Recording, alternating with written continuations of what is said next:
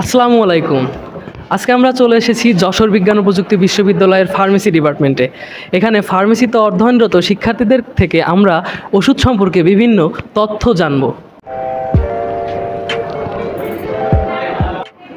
আসসালামু আলাইকুম আপু, আপনি সর্বশেষ কোন ওষুধটি খেয়েছেন এবং সেটা কি কাজ করে যদি বলতেন?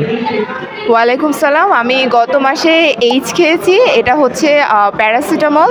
এটা অ্যান্টিপাইরেটিক হিসেবে কাজ করে, অ্যানালজেসিক হিসেবেও কাজ করে। অ্যান্টিপাইরেটিক হিসেবে এটা আমাদের শরীরের টেম্পারেচারটা কমায় যখন আমাদের জ্বর থাকে, আবার এটা আমাদের শরীরের ইনফ্লামেশনটাও কমিয়ে থাকে। আসসালামু আলাইকুম ভাইয়া। ওয়ালাইকুম আসসালাম। আপনি সর্বশেষ কোন ওষুধটি খেয়েছেন যদি বলতেন সেটার কাজ বা কী কাজে লাগে? আমি সর্বশেষ মোনাস ওষুধটি খেয়েছিলাম। এটি হচ্ছে জেনেরিক নেম মন্টেলুকাস্ট।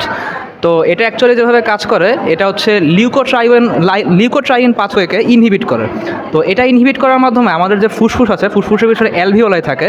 তো ইনফ্লামেশনের কারণে অ্যালভিওলাইগুলো সংকুচিত হয়ে যায়, যে কারণে শ্বাস প্রশ্বাসে বাধা তৈরি হয়। তো মন্টেলুকাস যেটা করে সেটা হচ্ছে এই অ্যালভিওলাইগুলোকে সে প্রসারিত করে দেয়, যার কারণে শ্বাস প্রশ্বাস নিতে তখন সুবিধা হয়। এভাবেই কাজ করে মন্টেলুকাস। থ্যাংক ইউ ভাইয়া। ভাইয়া খুব সুন্দরভাবে আমাদেরকে মন্টেলুকাস্টের কীভাবে কাজ করে এবং কোন সময় ব্যবহার করা হয় সেটা বুঝিয়ে দিলেন। আসসালামু আলাইকুম ভাইয়া। ওয়ালাইকুম আসসালাম। আপনি সর্বশেষ কোন মেডিসিনটি খেয়েছেন যদি আমাদের বলতেন? অ্যাজ এ ফার্মাসিস্ট বা ফিউচার ফার্মাসিস্ট হিসাবে আমি ড্রাগ খাওয়া বেশি প্রিফার করি না, কারণ আমরা যখন একটা ড্রাগ নিই তখন সেটার বিভিন্ন সাইড ইফেক্ট বা মেটাবলিজম টক্সিসিটি যেটা তৈরি হয় সেটা আমাদের কিডনি বা লাংসে অ্যাটাক করে, এগুলোরে ড্যামেজ করতে পারে। তো আমি চেষ্টা করি আর কি ন্যাচারাল কোনো টনিকের মাধ্যমে কোনো ডিজিজ সারিয়ে তোলার। আর ওষুধ যখন একদম হয় না, ওষুধ লাগাই, তখন তো প্রপার ডোজ মেনটেন করে ওষুধ খাওয়াই উচিত, তখন আর কি ওষুধ খাই।